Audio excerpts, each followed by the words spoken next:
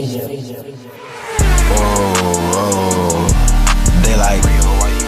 like. What's up, y'all? This really all back with another video. Yes, son. Today we got another episode with Antonio, man.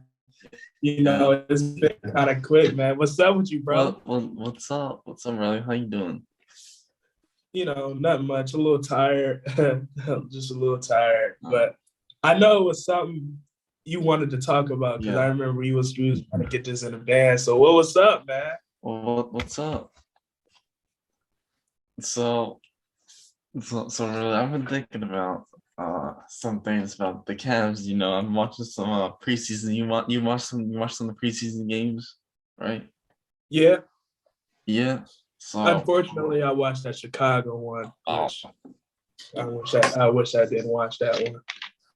So I'm watching some of the games sometimes, and I've been thinking to myself, like, just the some of the things that I thought before the season were just like I just like some of the things coming back for the season that I thought about with the Cavs, where we're just like coming back into the fold in these preseason games. And I don't like to like judge on preseason games that much because games don't really matter.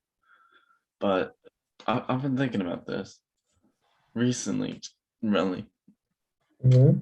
This whole front court situation with Evan Mobley and Jared Allen, and I've been just thinking, like, really, and you say your thoughts on it after I'm done. But how, I'm just wondering how, like, is this going to actually work? Because the thing is, right here, you have Okoro, you have three guys in the lineup who aren't good shooters at all, and that can really limit our spacing. You have Okoro, he's not a good shooter. Evan Mobley, he's not a good shooter yet. He's a rookie. He can develop a good shot, but he's not a good shooter yet. Then you have Jared Allen, not good shooter yet. I'm really wondering, like, with the Cavs trying to incorporate more space, more shooting, how is that gonna be done with three guys who can't really shoot the ball great, and you have Larry Markin on the bench, and I mean, I know he's a really good shooter. And he's probably not going to be getting starting minutes. So I'm just saying, like, how is this like front court duo going to work here? Like, that's what I'm wondering. No, me personally. Let me also mute this too. But me personally, I think you already know how I feel about the shooting.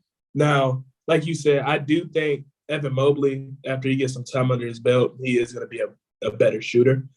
Yeah. But in terms of our projected lineup, because like you said, we probably going to have Garland at the 1, Colin at the 2, Isaac at the 3. We might give him more time at that wing position. Mm-hmm. And then Evan Mobley 4, Jared Allen 5, right? So like you said, it's not a lot of shooting, right? Even with our best two guards with Colin and Garland would technically be, he wouldn't he is the best shooter on the floor, right? Because even Colin, he's dipped a little bit. Now, we can give him a technicality because it was a shorter season, but now what the Cleveland's going to end up having to do is either A, they're going to have to play Lauren Marketing more, or they're going to have to really rely on Jetty Osman this season and hope for the best. Now, we can talk about some trades they might have to do because to get some shooters, obviously, but let's assume they're not going to make no trades. Yeah. They're going to have to really rely on Jetty Osman, and they're going to have to really rely on Laurie Marketing. Yeah. And Garland. And I think that's one of the reasons why it was reports saying they're giving Darius Garland the green light. You get what I'm saying? Because Darius Garland, he's going to have to. Like, for this to work, we're going to have to be some snipers. And Yeah. I don't think we really got the personnel. We don't. We don't. We don't. And JB even said they don't have the installation players to play that kind of basketball. So Yeah, yeah. That's what I've been thinking recently. And well, my first thought came to mind was to of course trade Jared Allen and move Evan Mobley to the 5 because yeah, that would be able to incorporate better shooting with Lowry Markin at the 4. I'm glad you said that too. Because when I posted that video, you talking about that magical lineup, they was not. Yeah. They was not. I mean, because I understand the Ben perspective. I understand they don't want to, but at the same time, like you said, if you try to get some spacing and you really try to make your lineup effective, I mean, you might end up having to, because like you said, Jared Allen is not a shooter. Yeah. And he might never be that. Like he might develop a mid-range jumper, but is that enough in a league where a lot of bigs can shoot the ball? You get what I'm saying? Like Joel, like all the top tier centers, he's gonna play that can shoot on the perimeter. If we had someone like a Karl Anthony Towns that can like shoot from long range, then I mean that'd be much better. But yeah, it's just so many big saying there's not that it's like it's the modern era. It's not back then where these bigs like you can like get these big lineups and they dominate. Like it's not the 1900s anymore. It's not the 1990s anymore. It's not all that, but this is a shooting era nowadays, and that's where my concern is because we're really what our team direction is kind of going is we're kind of relying on too much on these guys who can't shoot, and that's the main problem because the one thing that I have tried to think about is what kind of direction we're trying to go, what Kobe Altman is really trying to build. Because honestly, I'm just confused. Like he gets 2 small guards who can't defend at all. Okay, and then we get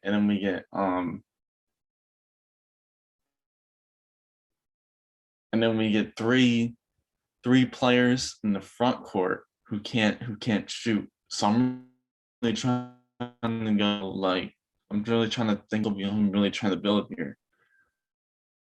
And that's where I come at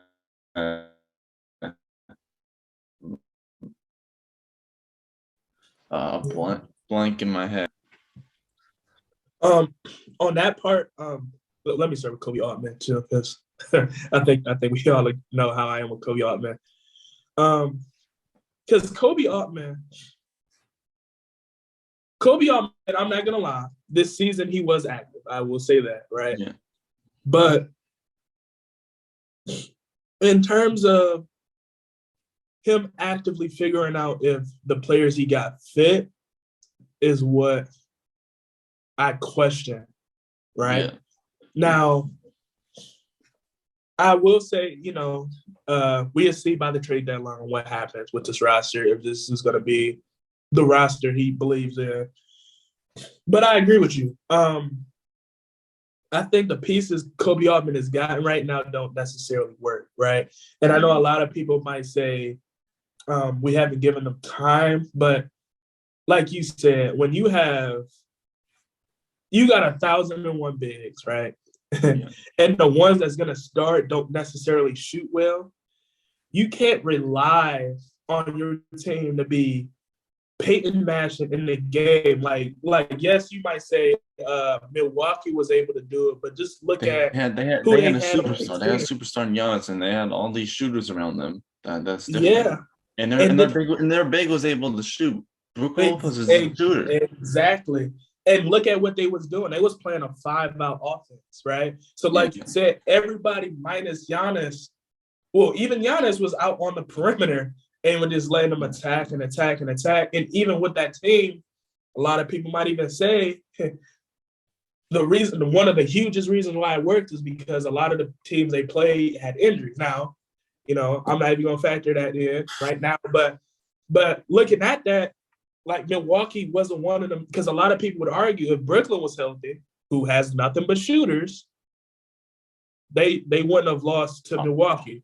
You get what I'm saying? Or if the Lakers was healthy, who at that time had a lot of shooters, would not. Because honestly, that's one of the complaints we have with the Lakers currently.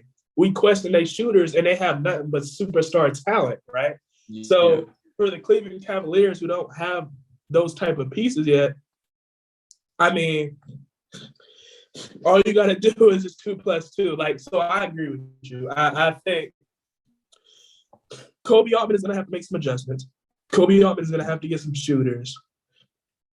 And then JB is going to have to figure out how this is going to work. How is this going to fit together? Because honestly, and I know it's preseason, right? So I'm not going to overreact, but. Well, to be honest, I've been having this concern before preseason. I had this concern before we even drafted Evan Mobley. It's just common knowledge to have this concern. Like, because even last season, a lot of people, and you know this too, a lot of people was getting on me because I kept saying Cleveland needs shooters. Like Cleveland, I've seen all last season. We've had games super close, and we literally lost them because we could not hit a three. We couldn't hit a mid-range. Like, we just went cold. Our defense was pretty good. Was better than I thought it was going to be. But when you don't got no offense, it's kind of hard to win games, especially in this era. In this era, you can't get away with just having mediocre offense and crazy defense, Yeah. But also some other concern, some other thing I like to point out about the whole wing situation. Really, we still need a wing or something. But I see us playing Ricky Rubio. I see us playing Ricky Rubio at the 3. I'm like, what are we doing? Whoa, he's not. Why is Ricky Rubio playing at 3? But I think we need to trade for some kind of wing because I agree with that. I agree with that. And Raul, who would you? I know you suggested Cam Reddish in the past, but who else would you suggest? If I was the Cavs, what other, or just in general, what other wing would I like? Yeah. I think a decent wing we can probably get, but he's still another lackluster shooter, is probably Josh Jackson. I think he'd be decent. The only thing I'm worried about is because he's not a good shooter either. Even though Jared Culver also just got traded, I would have even tried Jared Culver too. Because right now, or actually, you know what? I might even try Terrence Ross too. Oh, yeah. I might even try to trade for Atlanta for Terrence Ross. Or how about we call the Utah to see if they trade Bogdanovich or Joe Ingles, because I know they're trying to get salary off their team. So I would like that, but who we go give up? Because Utah's in win now, right? So any player they get has to be either on the level of that player or better, because they got to feel like they still competitive. Because Utah can't really afford, and I'm not trying to say that to disrespect our Cavs, but let's be real, let's be real. You know what I'm saying? They're not going to accept no Jetty Osman for Joe Ingles or Bogdan, or they're not going to accept, and knowing them, they're going to try to get a player they got no business even asking for it. But Like who? Like what do you think? you said, who do I think they would ask for? Yeah. Yeah, they messed around. They would have messed around and asked for Jared Allen, and they messed around. Even though the money don't work, they probably, because I'm trying to think who else is on our team. They probably want Jetty and Dylan for real. I can see those two players, Jetty and Dylan. Why would you do that? What, Jetty and Dylan for Bogdan? Yeah. I would, but Utah's not, because they gonna want those two players and some picks attached. I can just see it. Oh yeah, really. I saw someone on your recent videos mention Harrison Barnes. Oh yeah. Yeah. I take Harrison Barnes. I think that would be more realistic, but still, because Harrison Barnes is making a pretty good chunk of money, right? Yeah. And I don't got my money tracker on right now, but yeah, that's a pretty good chunk of money, right? And I can't think off top who we have to match that contract, because the only ones that got big money deal, well Kevin Love, but Ricky Rubio. Yeah, but would Sacramento trade for Rubio when they already got De'Aaron, Tyrese Halliburton, Davion Mitchell, and Buddy Hield, who they trying to trade currently? So, Buddy Hield, someone else I would trade for. I would too, but once again, it's like, who we giving up though? Because he's making a pretty good chunk of money too. He's making almost $20 million. He might be making $20 million a year.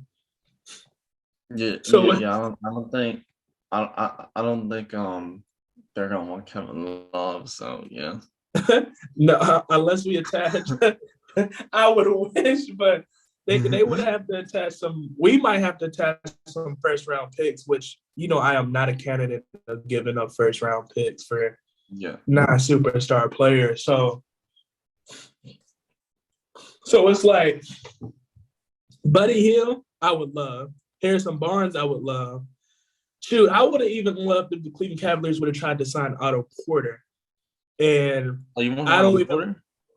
Huh? You want Otto Porter? I would have, when he was a free agent, I wouldn't have mind. I mean, get a 6'8" small forward. A 6'8", I mean, at this point, I just want a small forward. I want a real small forward, man. Yeah. I don't want a 6'4", 6'5", small forward. Like, because to me, people or players that's that high, like even Isaac Curl, I feel like his true position is a two guard. And every time we see him get played at the two, he plays his best basketball. Yeah. Right? Yeah, but so the problem is you have Sexton and Garland there. So yeah, and that's the problem, because even with Garland and Collin, you got 2 6'1" point guards, right? And it might be cool to have one, right? But when you have two of them, you get what I'm saying? And you're talking about making a playoff push, it doesn't work, right? Like, because even Portland, they're like 6'3", and I know some people will say, yeah, they made it to the playoff, but what have they done? They haven't done it. They made one Western Conference appearance where they got swept. Exactly. So it's like, and one of their biggest complaints of Portland was that they just did not have the right amount of size to compete, because they didn't have a wing. Like, and every wing they tried to get was either undersized, or the ones that was size, they just never played them. So it's like, if we're building our roster to be like Portland, you got to understand that Portland building the roster the way we wanted to build was never successful, right? Yeah, so you're really, and we don't have a Damian Lillard on our team. You keep going. I agree with you. We don't have. I mean, Garland is really good. He can be special, but he ain't no Damian Lillard. I'm just telling you that right now. Yeah. So it's like, and maybe one day, maybe he can come close to that. Maybe he can be better than that. But like you said, right now, He's not a Damian Lillard. Yeah. Colin Sexton is not a Damian Lillard. No. And you banking on the fact that he can be that is not right. Like you in the East where you're playing a team with Kevin Durant or a team like Milwaukee when you playing Giannis, sometimes they put him at the wing. Or maybe you play Chicago when they got DeMar DeRozan. Or maybe you play, let's say, what's another East team with a wing right now? That's probably, let's say Boston with Jason Tatum, or Jaylen Brown. In Indiana with Karis LeVert. So it's like you're literally in the East where you're playing elite wing or better than average wing. And then, all of those teams that got wings is the ones that's competitive. And then I can bring up how Detroit. I know he's on wing, but he's a big guard. Really, the guy that just drafted Cade Cunningham. Yeah, big guard, Cade Cunningham. And that's gonna cause us so many problems. Like because that's like I can see that now because they got him, they got Jeremy Grant. They got Kelly and Olynyk, who they're gonna literally pick and pop the whole game, and I feel like Cleveland's the only team that's running small, because it's like we're running small and big at this exact same time, and it's weird. It's I don't know. Yeah, really. And my concern is it how many? It's year four, and you still have all this figured out. Yeah, I'm just here, how are you going to show me you deserve to stay in your job? Right now, because I think it's make breaker season for Kobe Altman, and right now he hasn't really shown me that he can stay. I mean, because I'm gonna say it like this, because you're not wrong. I do feel like Kobe Altman should be under fire, but I say this: what Kobe Altman did this offseason, I give him credit for. Right, he was active. This is by far the most active offseason I've seen him since he's got here as general manager. Right. Yeah. But what I've always questioned about Kobe Altman, and I still question about Kobe Altman, is do he necessarily look at if it would ever mesh, if it's ever going to be a long-term plan, right? Because everything he's done,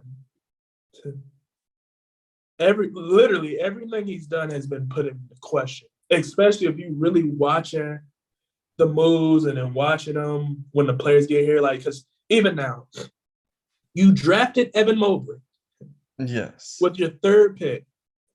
And then you went ahead and said, you know what? Oh, but you went ahead and you extended Jared Allen. Okay, that's cool. That's what's up. Then you went ahead and went to Chicago and said, all right, we're going to trade for Lauri Markkanen while giving up Larry Nance, who has shown us that he can play the wing when we need him. He's improved his shooting. He's improved his defense. He's improved his... To be fair, really, he's very offensive limited. So, to be fair, I mean, okay, I'll give you that. Somewhat, even though I think this season he kind of, yes, he's not somebody who can get his own bucket, but he fit the team so well in terms of how he plays and whatever. But then you get Lauri Markkanen. Mm-hmm. You get Lauri Markkanen. You then decide, you know what? We might need a wing. So, and to answer that, I'm going to get Denzel Valentine, who's a 6'4", 6'5" player. Then you sign Kyle Guy, who is a guard. Yeah. Another undersized guard. And then who else? Kevin Pangos? And how tall is he? And please don't say 6'1". He is 6'1", Rally. So you see the theme in this? Like none of the yes, you could say, yeah, these two players he signed can bring some shooting, but at 6'1", like we are the only team I know who is complacent with getting these 6'1" guards. Like Cleveland, we, like you said, we need a wing, right? Every player we've gotten so far has not been traditional wing. Like Dylan Willer, he's 6'7", but like I've been saying all the time, he is a 2 guard, right? He's a 6'7". Like his body frame is just too small to play the wing, right? Isaac Okoro, he has the body frame. You said he's 6'5"? Yeah. I don't know why I said 6'7", but yeah, Dylan Willer. I mean, not Dylan Willer. Isaac Okoro is what 6'4"? Oh no, that's Isaac Okoro. 6'5". And yeah, Dylan Willer's 6'7". Yeah. Yeah. No, he's 6'6". Okay. And Isaac Okoro is 6'5". He got the body frame to play the wing, but he doesn't have the height to guard any of the above average wing. No problem. So you would think instead of getting Laurie Marketing or somebody, you would try to pursue maybe a Kelly Oubre, maybe an Otto Porter, maybe a Derrick Jones, maybe Harrison Barnes. But you don't do that, right? And I feel like that's a problem when we know what we're missing. But every year, we get something out of the ordinary that's not going to necessarily help the Cleveland Cavaliers win. And that's the biggest problem I've had with Kobe Altman. Like, I criticize his decision-making on what really is going to help us. Right. And like, it's like, you don't feel that way. Like, it's nothing that made you just like, man, why did Kobe Altman do like, am I over exaggerating? No, exaggerating. And I used to make constant excuses for him because I felt like he was just not the problem. Like I would just say, but I was arguing with you, really. And Yeah. Discord channel, I was saying he's making these good moves. Like, why are you getting mad and all that stuff? And Drummond was the whole Drummond thing. He didn't have any value. No one wanted his contract, and blah blah blah. And I was like, with Kevin Porter, he did all that stuff and all that stuff. I kind of used to make constant excuses. And then I then recently I was like, why do I keep making excuses for this guy? And I was like, why do I keep making excuses for this guy when this roster yet is to look like some that can really contend for the playoffs, like, and have all these issues with them. Yeah. That's right. And then someone mentioned, really, we traded a 40% shooter in Taurean Prince for Ricky Rubio. And who can play the wing? Rubio's, it was another wing. And Taurean Prince can play the wing. Keep in mind that. Because he was like 6'9" or 6'8", 6'9". 6'7". So I boosted him a little bit, but he can still play the like that's the problem. Like that's a huge problem. Like we literally have the pieces to get what we need, yet we keep putting ourselves in a situation to make things harder for us, right? Yeah. And I just think, and I'm not gonna kill Kobe off me here. I'm gonna give him to the trade deadline. Like I said, I'm gonna be true to my word. But I think the trade deadline is when we're gonna really see the true Kobe Altman's intention. Because right now, it's looking bleak. Yeah, yeah. I'm not because I know because I'm a business major, so I'm a money guy, and I understand once we sign Colin, it's that this is what we locked in with, right?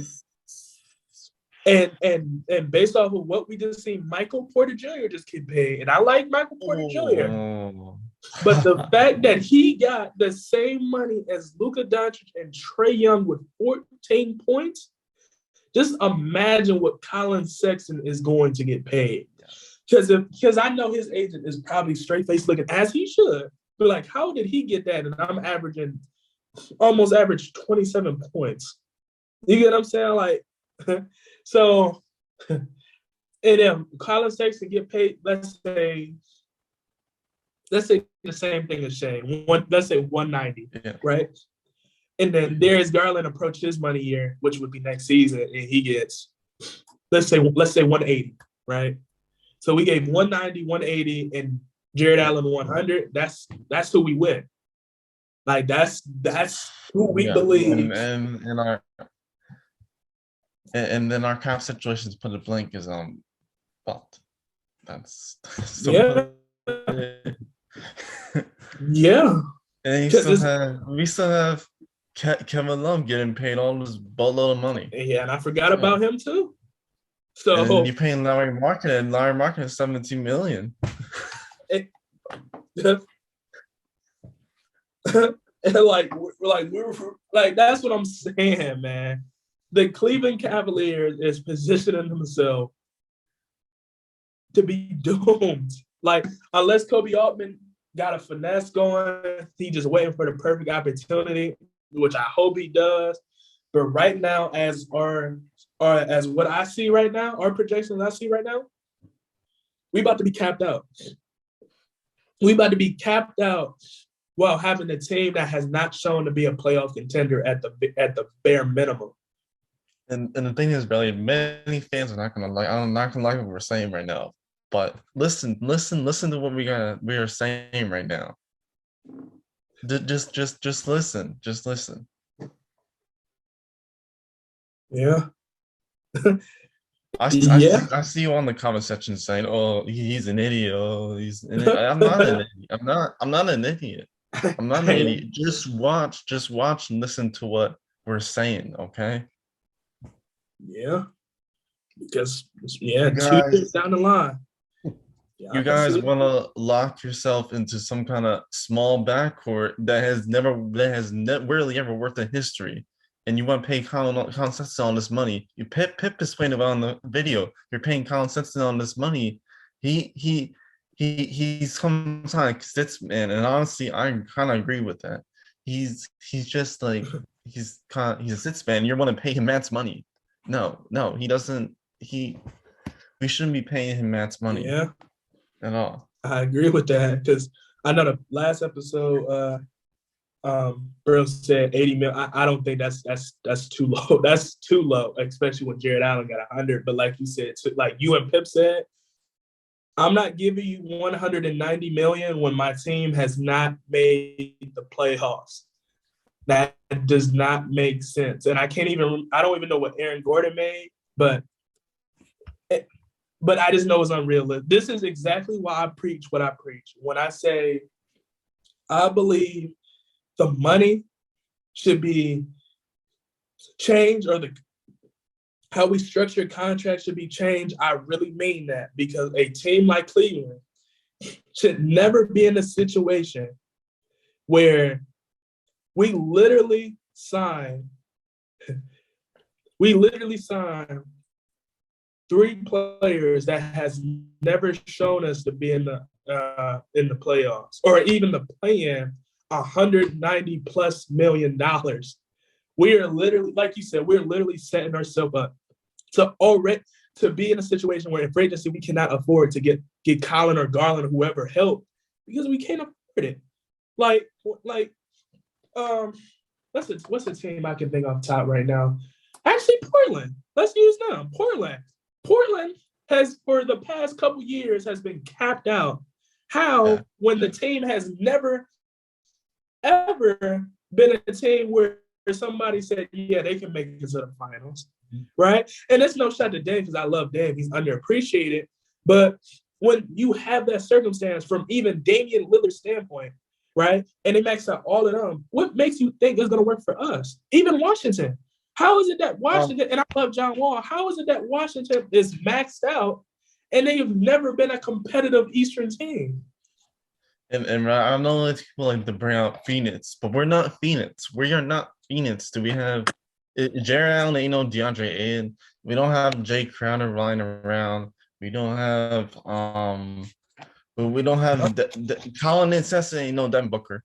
Darius Garland, I love him, but he ain't no Chris Paul. Like he don't have the kind of leadership like Chris Paul. But yeah, and crazy you say that. Phoenix went to the finals, and they don't even really want to pay DeAndre Ayton. And DeAndre's shown that he can shoot the ball as a center. So what makes you think Cleveland should be in the situation if Phoenix, who just went into the finals, don't want to pay their center?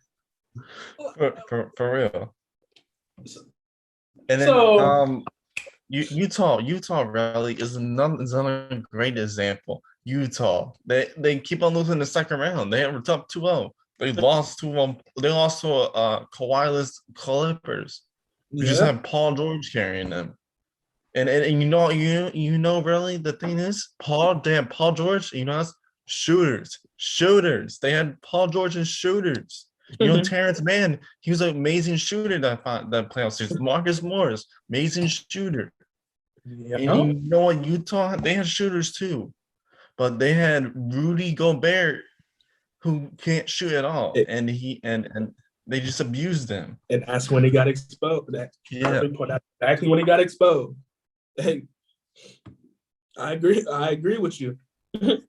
I 100% agree with that. And it was, like you said, one Kawhi away from arguably winning a championship that year. In my personal opinion, because I think they would have beat Milwaukee. But, you bring Milwaukee up. They had all kinds of shooters. Milwaukee had all kinds of shooters. Okay, and they had a superstar in Giannis, and honestly, they would have lost. They would have lost to the Nets if they were healthy. The Nets were healthy. They would have lost. The Nets were literally on team with just Kevin Durant carrying them. Yeah, nothing. Like you said, nothing but shooters still. Even when KD and Kyrie hurt, they were still able to compete because they had nothing but shooters in a great wing on their roster. Yeah. That's just the culture of the, like you said, people might not want to hear it, but that's just the reality of the NBA. Yeah.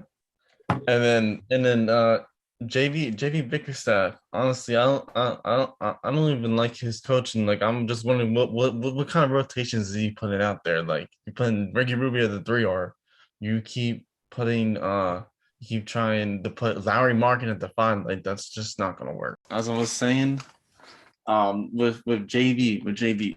So I'm just been questioning some of his like decision making. And honestly, I don't really think he's the answer at head coach.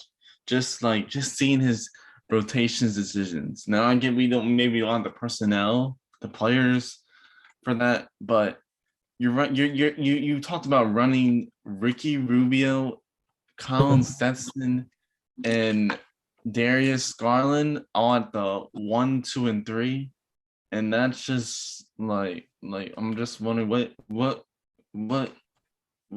leads you to running that kind of like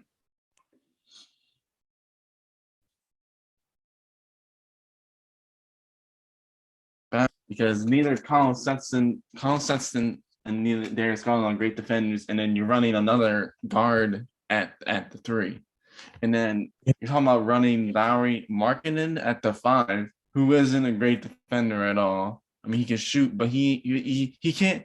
Well, you see, I know you probably saw the game. Well, you didn't watch the Bulls game, but he couldn't even post up this guard. Lowry Markkinen ain't a 5 at all. he needs to just stay at the 4. And I'm just like wondering like what goes through his head with these kind of rotation decisions. You want to expand on that? Yeah, I understand that too. What I would say on that, because I have a feeling that in the regular season he is going to try those 3-guard lineups for the case of better leadership. Me personally, which is now keep in mind this is one of the reasons why I didn't want Rubio, right? Because I felt like this scenario was going to happen, right? And a lot of people didn't understand at the time why. I can understand why, but I just feared that Cleveland is. That's why I said I fear that they're going to double down on this weird lineup where they're running small ball, but at the same time they're running big in terms of their front court. Now, the problem I have with lineups like that, right? Yeah. If you're running Collin, Garland, Rubio, Laurie, and let's say Jared Allen, your team has to be pretty efficient shooting-wise to cancel out that you have 2 6'3" and under guards in your rotation, which Cleveland has not proven yet that they can do that. Cleveland has not proven that we can necessarily compete shooting-wise with some of the playoff contending teams. So let's say, even though we obviously we wouldn't see Golden State in a playoff, like, can you shoot alongside a Golden State team? Could you shoot alongside even Philadelphia, right? Could you shoot alongside, let's say, Brooklyn or Chicago, Boston, and like you said, the answer is no, right? And one of the weird things about all those teams I've named, they're not running small ball, yet they still have better shooting talent than we do. And that's the problem, because not only are we undersized, we don't accommodate what you usually give up when you do go undersized. You usually are really good at a shooting team, but we're not that yet. And I think now, because I like JB, but this season is the season where I get to really see what he's about, right? Mm-hmm. Which is where I gave him slack for last season because it was a short off season. It was 70 games, or it was condensed, whatever. This season it's a full 82, full off season. We got to see the development, right? We got to see the development. We got to see the rotation. And if we end up worse, not with a full, healthier season, then like you said, now I guess we do got to look at JB, and we do got to look at Cole. We got to look at everybody because when you throw in that type of money, you got to look at somebody. Yeah. That's what I feel like Dan Gilbert's gonna end up doing, because I know Dan Gilbert is really ruthless. He don't like to be patient. He's not the patient type of guy.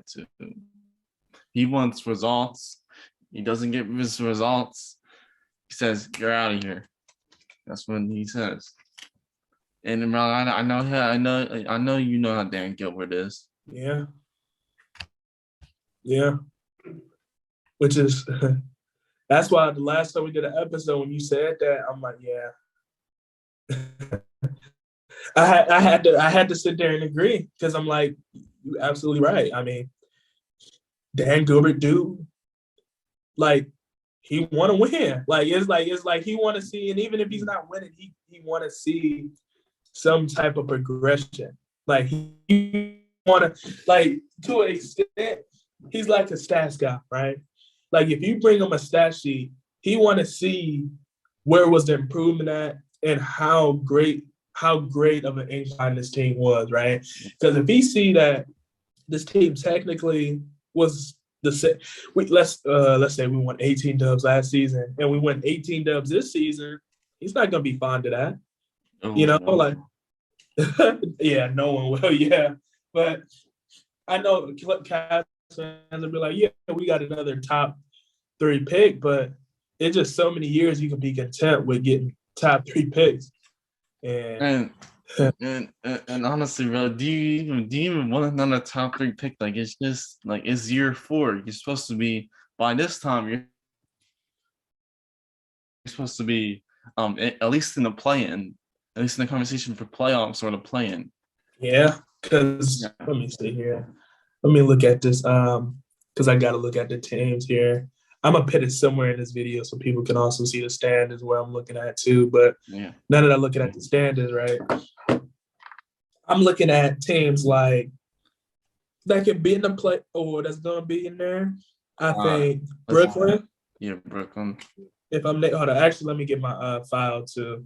Oh, should I deleted myself a little bit? Hold up. Give me a second. Oh shoot, wrong thing. Hold up. Give me a second. Give me a second. All right, I'm back. So, all right, let's do this from start, right? We got Brooklyn. Mm-hmm. We got the Heat. Mm-hmm. We got the Bucks. We got the Celtics. Mm-hmm. The Bulls. Yeah. The Hawks. The Knicks. Mm-hmm. So right there, that's 1, 2, 3, 4, 5, 6, 7. That's 7 teams. Yeah. And the Sixers. Did you mention the Celtics? I did. Okay. The only team I didn't name is the Sixers, and I just put them in there. So that's 8 teams, right? And then you have I think the 9 and 10 spots for playing. So if I look at those teams, these are the teams we're basically fighting with: Indiana, Toronto, Washington, even Detroit. I don't think Orlando's gonna be really a threat. The Hornets actually. The Hornets, yeah, Charlotte, and then yeah. Wait, did you mention Atlanta? Yeah, I put them. Yeah, I put them in the 8 because I think they're gonna be in the playoffs. Yeah, and I think that's all the teams I mentioned, but yeah, yeah, you're gonna be fighting with all those teams, and really honestly, out of those lists, I question what teams were even better than, because right now out of the list, the only team I think that we're better, I can say for sure that we're better than is Orlando, and that's pretty much it. And everyone else is kind of debatable. I know Detroit is kind of debatable, and that's pretty much it. And really, right, you can spend on that and say, who do you think that the Cavs are realistically better than? Now I know you might hate me for this. I think the Cavs is actually better than the Wizards. You think the Cavs? You think we're better I know than, they got Bill. Huh? You think we're better than the Wizards? I think even though they got Bradley Bill, I think we're better than the Wizards. I know for sure we're better than the Magic. I think the Wizards is debatable. I think we're for sure better than the Magic got nobody. The Pistons, I think they are better than us currently. Yeah. I think the Pacers better than us currently. I think that's kind of tough because that's not looking too good because that's a lot of teams that's better than us out of 15 teams. Yeah, I think the Wizards and the Magics. Because I think the Pacers is better. I think the Bulls is better. I think the Nets is better. The Sixers, the Celtics. The Raptors might be arguable too. Oh yeah. Yeah, I forgot about the Raptors. They actually might be the same, honestly, than us because I think Siakam would technically be either or Jared Allen technically. And then also, I think Allen low-key better than Van Fleet. Huh? They lost Kyle Lowry. No, he on the Heat. Yeah, I said they lost Kyle Lowry. Oh yeah. So that's not the same. Like I know they got Scotty Barnes, but Scotty Barnes, I think Evan Mobley's gonna be better than Scotty Barnes. I think Scotty Oh Barnes yeah, is decent, obviously. but I think for both of them, I think it's gonna be a couple years before we really see how good they can be. Mm-hmm. Yeah, but I think we're better than the Raptors. We're better than the Magic. And it's debatable with the Wizards, but I personally think we're better than the Wizards. I don't think Kuzma is better than anybody we have in our roster. Spencer Dinwiddie is solid, but yeah, outside of Bill, I don't respect anybody on that roster for real. Mm-hmm. Yeah, and then hold on. What's I gonna say? Hold on. Oh, I forgot what else I was gonna say. But let me think. Oh yeah. Oh. So realistically, really, with all these teams, you think that they are better than us? Do you really think it justifies enough to even give up this upcoming draft pick in a trade?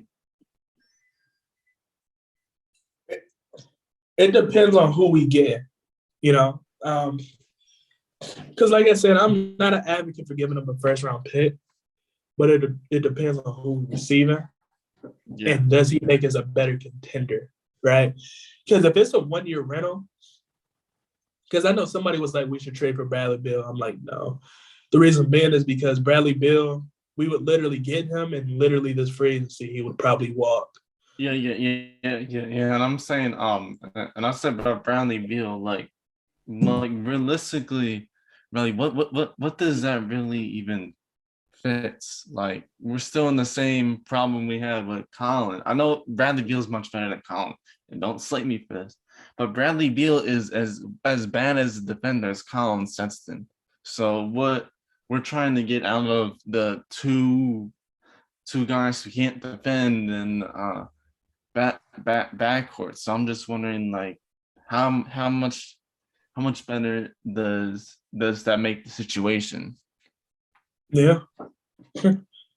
I mean, the only thing better is that Bradley Beal would probably get us in the offs. Yeah. But I don't think we should be settling for just getting in the offs. Right now, getting the playoffs is a goal right now, but we should be trying to build on that to win a championship. Yeah, and like I said, I know I haven't said it yet, but I know every team is not destined to win the championship. Only one team out of 30 is destined to get a championship. But I think, like you said, long-term planning, like you should be literally structuring your team to compete, right? So even if you didn't go to the championship, if you literally put in front of us a roster that looked hungry, that looked cohesive, that looked competitive, and let's say they made it to the second round, win 6 games, I would be complacent with that because I know literally we was probably an injury away, a player or two away, a foul away, one good call from the ref away from literally doing something, right? And I don't think Cleveland has ever put us in that situation where Cleveland fans can feel that way. And it shouldn't take Bron for us to realize that we need to pit a product that is a winner. Like it shouldn't take that. And for so many years, this has been the one thing that has been so many years since we drafted LeBron. This has been the one thing that the Cleveland Cavaliers have struggled with. When LeBron James left, what have we shown? We haven't even made the playoffs once without LeBron James. Once. Do you realize that? Since we drafted LeBron James, we have made the playoffs once. which is sad, right? Yeah. Because that means we lose LeBron and we give up almost like in a sense like you're literally that's why. And I know people might really kill me for this. This is why the year LeBron was on the verge of leaving, Yeah. I was a person who really wanted Michael Porter Jr., right? I Yeah. really wanted Michael Porter Jr. over Colin. And I felt like even if when we drafted Colin, we should have traded for another pick to get Michael Porter Jr., right? Unfortunately, we didn't do that. And the reason why I said that would have been a great idea is because when you know you're losing one of the best wings in the league, in a league where wings are literally the hardest thing to find an above average wing, you should have took that chance, especially when he was projected to go number one anyway. And I know really they really wanted Luka Doncic. Unfortunate that the Hawks weren't willing to trade the number 8 because they want Trae Young. But oh my god, we would have got Luka. Oh my god. Yeah. If people know I like Luka Doncic, oh my god. Yeah. It's no way we could have messed that up if we would have got Luka Doncic. Yeah. And I know we really wanted RJ Barrett too. So yeah. Yeah, he wouldn't have been bad either. Actually, I really liked RJ Barrett. He need to work on his tunnel vision though, but he wouldn't have been bad either. Yeah. I feel like go on. No, I was just gonna say on the subject of that, like thinking about all those players we messed up, even though they was top 3 projected. I feel like Cleveland need to do a better job taking chances on players. Unfortunately, I think Cleveland low-key has been playing it safe recently. What do you mean by that, really? He said what? What do you mean by that?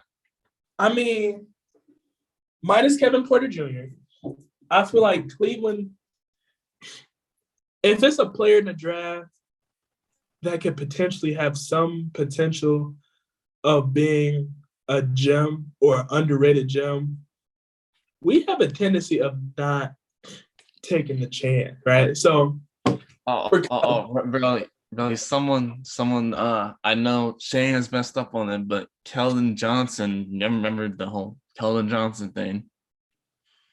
Yeah.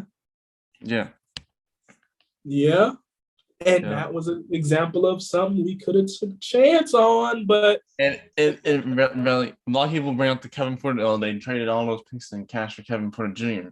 They go and trade him, and it doesn't matter now. They didn't trade him. Yeah. And to be honest, that was one of the things, because I didn't even see what Kobe Altman was seeing in Kevin Porter Jr. And that was probably one of the best draft pickups, personally, in my opinion, that he's ever did. Because that was a player where he literally took a chance on, because people were saying he was too rebellious, he was this. But looking back at it, if he would have just kept it one more year, we would have had something, right? Or at least a trade asset we could have got great return in, whatever. But I feel like if Kobe Altman did that more, even Dylan Windler, he took a chance on him too. Like, if you really want to be technical, the only reason he's not technically playing out is because he keep getting hurt. Yeah. But if it ever happened where Dylan Windler don't get hurt, I think he would. He's a gem. He's an underrated player too. I'm trying to think. I guess we did take a chance with Taco. We could have had Keldon Johnson over Dylan Windler. Yeah. Yeah.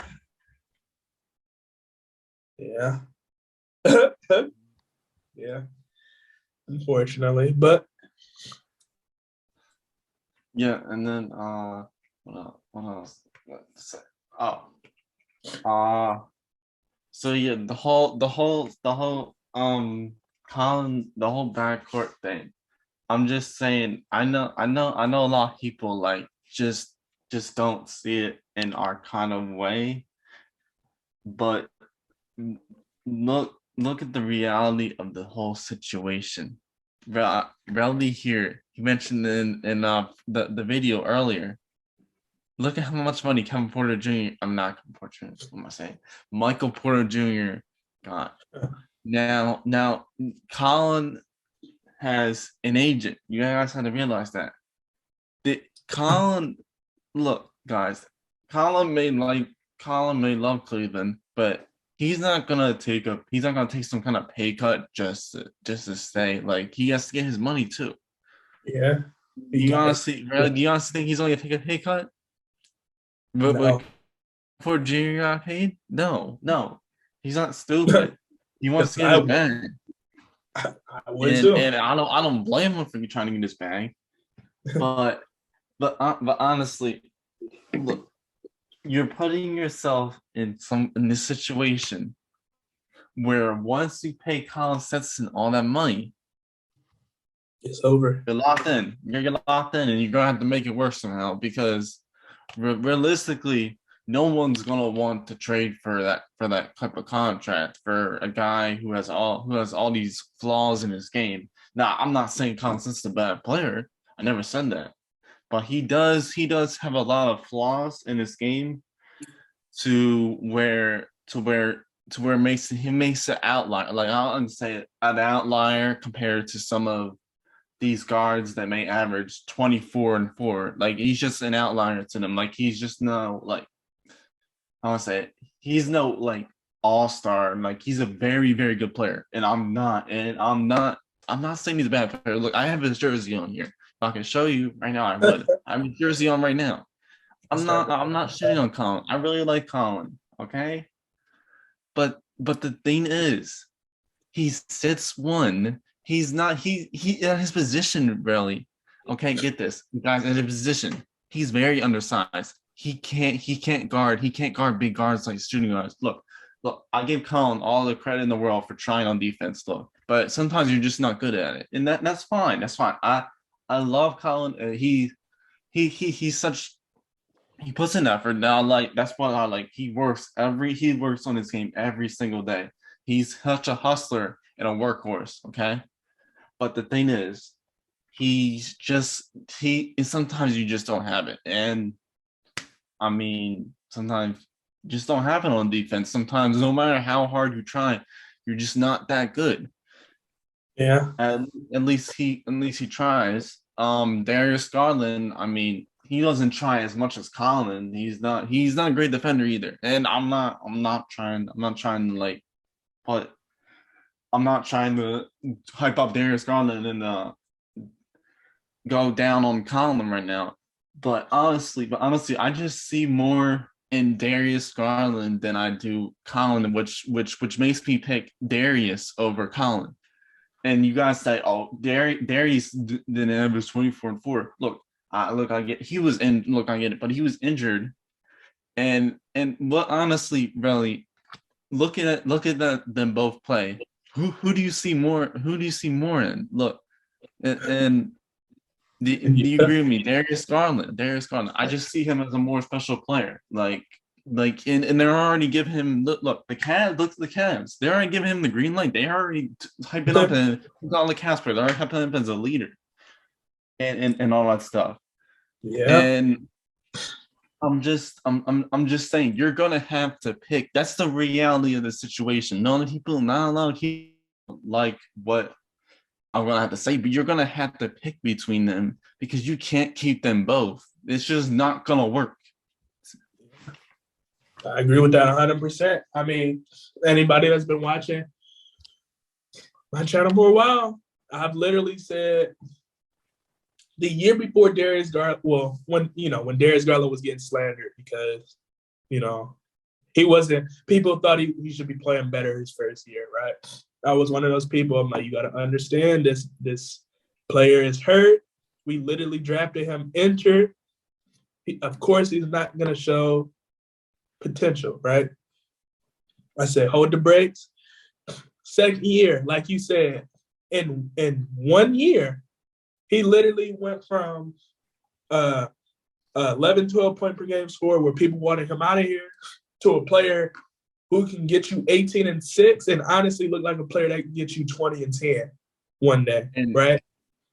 and then I seen some of how these people talk about Darius Scott. Everyone talks about him highly. Like even some GMs, you have him in you have people voting him for the breakout player, most improved player. A lot of people like Darius Garland. A lot of GMs, executives, a lot of people around the league like Darius Garland, and you can just see how around the league feel about Colin Sexton. Because honestly, around the league, looking at the trade offers we got for Colin Sexton, not a lot of executives and GMs are high on him. But I mean, really, I think the recent offer was Kevin Knox and Obi Toppin and like a first. That's Yeah, not much at all for guy that averages 24-4. You can just see how the league feels about him. And then I think Miami is willing to offer like Tyler Hero or something. But it's just not, we're not gonna get like a big like asset that can just say like, oh, he's a game changer for Colin Sexton. That's just reality situation. Not a lot of people aren't, and not a lot of teams are going to want to pay Colin Sexton big money either. yeah. And I agree with you. I mean, that's like you said, that's why you got so many execs. Yeah. Right now, high on Darius Garland because yeah. I mean, if you watch him, anybody who watch him play, or I might even tap into my breakdown analysis. He's a natural scorer. He's a natural shot creator who looks for his teammates. Like it's kind of hard not to like a player who can score when he wants to, but at the same time get an even better shot for his teammates. And then you see in these reports, I know with the Ben Simmons thing, it was like the Sixers want Darius Garland. Colin Sexton and Kevin Love isn't going to work out. But if they include Darius Garland in there, you can get Ben Simmons. See how many people are high on Darius Garland right now. You see how many teams are a lot higher on Darius Garland right now. Because if executives were that high on Colin Sexton, we'd be getting a lot more. We'd be getting a lot more for him. Yeah. Because I mean, hold on, let me find this picture too. Hopefully I didn't delete it. I mean, if you look at Colin Sexton past 3 years, right? He went from right, and this is why a lot of people said we almost out of time already. But if you look at, he went from a 17 point per game scorer to a 21 point per game scorer to a 24 point per game scorer. That's impressive, right? But when you go deeper into it, he went from a 84% free throw shooter first year, then went to 85, and then this past year he went to 82, so he dipped, right? Then he goes from his three-point percentage. He went from a 40% three-point shooter to a 38% three-point shooter to 37. Yeah. Right? So even though he's technically become a better scorer, he's become a less efficient shooter, right? Well, to be fair, he's a very efficient shooter, but to be fair, he's a very efficient shooter. Colin Sexton. I mean, technically, but he's gotten worse since he's been drafted, which is kind of astonishing when you're looking at that, because then that means you have to question his shot making. Yeah. Which has been my biggest complaint of Colin Sexton, because don't get me wrong, he's a great, he can get a bucket, but sometimes he makes scoring harder than what it has to be. And you look at his percentages, I mean, it proves that. And he isn't a great passer. And sometimes I know people like to say this, but he has tunnel vision. He can have. Yeah. Yeah, and then I used to be like you guys in the comment section. Like I used to be like you guys. Like I used to say in the past that these people are crazy. Why would we trade Colin Sexton? He's literally the leading scorer on our team, literally the best player on our team. And then I started to realize, and I started to come to realization of all these issues around and what people were really saying. Because I really used to be really defensive for Colin Sexton, and I really thought trading him was a stupid idea. But I just came around to the idea of what we're going to pay him, what this small backcourt thing is going to work. And Yeah. I was just like, I was just like, this stuff isn't going to work. And then the Jared Allen and Evan Mobley thing. Look, guys, I know you're probably hating me right now, but look, these are legit issues. These are legit issues because look, I myself was saying advocating for Jared Allen to stay. I was like, we need to keep Jared Allen. We need to keep because he's actually a talent. But then I was like, but then we got this third pick, all right. And I was like, if we draft Evan Mobley, how's this gonna work? How's this gonna work? You're incorporating Evan Mobley, who isn't a great shooter yet. He can develop a shot. Look, don't get me wrong. But how long are you gonna wait for Evan Mobley to develop a shot, really? How long is that gonna last? Anthony Davis, when he came in the first, I know Anthony Davis is a common comparison, but when he came in the league, he wasn't a great shooter either. But it's gonna take time for Evan Mobley to develop a shot. And how long are you gonna wait for that? You're already in year 4. How long are you gonna wait for Evan Mobley to develop a shot? And I'm not saying get rid of Evan Mobley. I'm saying maybe you should look at his front court partner in Jared Allen. And actually, well, I know we paid. Honestly, really, I would have scored trying to sign a trade Jared Allen because I know you can get good value for him right now. A lot of teams would love someone like Jared Allen right now. I just don't see how Jared Allen fits on the Cavs when you have Evan Mobley and Isaac Okoro in the lineup. Yeah. And personally, I feel like right now, if we trade him to the trade deadline, we can get a lot of value for him. That's just my thinking. Yeah. Would you like to expand on that? Me personally, and I guess I do the last remarks too before they boot us out again. But weirdly enough, because I really like Jared Allen, I have to agree again because Jared Allen can work, but for him to work, we would literally have to get some more shoot. Like we would from this point forward, we would literally have to develop our players to shoot, and we would have to add some shooters, right? So I know we already gave Garland the green light this offseason to shoot the ball. Okay, that's cool. But now Colin is going to have to take another step, right? Yeah. Which he probably do. And then really you're relying on Isaac Okoro to drastically improve shooting, and that's just not going to happen.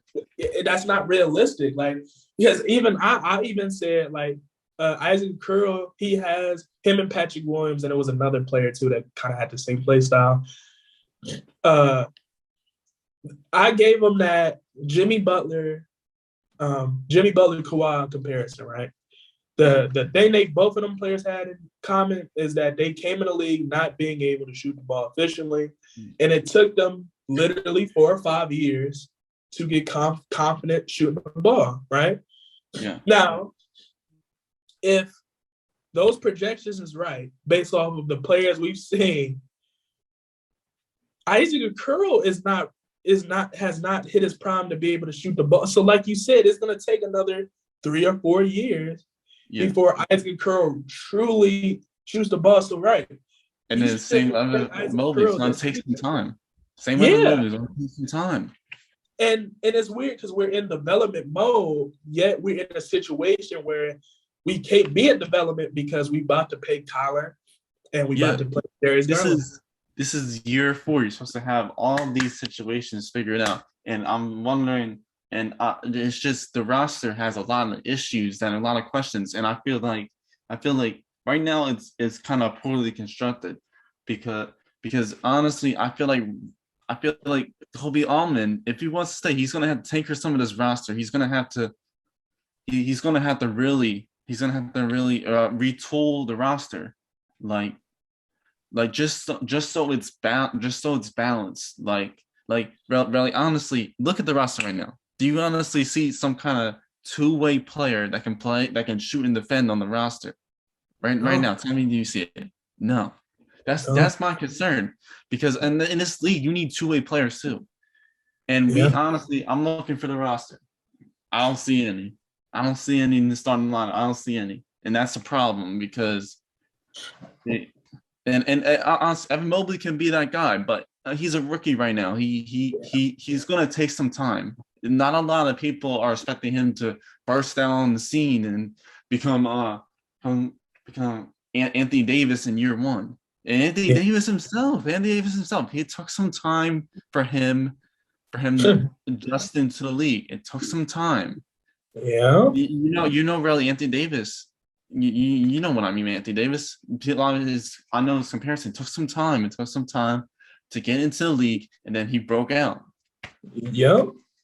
So that's why I feel like we have to get our expectations a lot more realistic because, like you said, expecting a rookie in his first year to be a LeBron James caliber player in his first year. Not everyone's LeBron James, and that's fine. It's fine. Yeah, not everyone is a Kyrie Irving. That's fine. They don't have. Not everyone's a Trae Young and all that stuff. And then even Steph Curry, he wasn't Steph Curry until like 7 years into the league. Well, to be fair, his ankle injuries really. But to be fair, but also someone like the before we run out of time, someone like the add on. Like a minute. I want to add on. Oh yeah, really with the wing situation, we don't even have a wing right now. We are running Isaac Core on the 3. He has the body frame, like you said, but he doesn't have the height to run through. We don't have a wing right now, so we need to trade for a wing and all this stuff. Callum Allman has a lot to work with, or I'm afraid he's gonna lose his job, and he should know that he has a lot of pressure right now because Dan Gilbert ain't waiting any longer. Yeah. And with that, year 4, buddy, you're supposed to have all this situation situated out. Yeah. And with that, before it tests off, and it might do it as I do this, I want to thank you for joining the podcast once again. And obviously, we got to get you back on here, man. Yeah. All right, Brody. All right.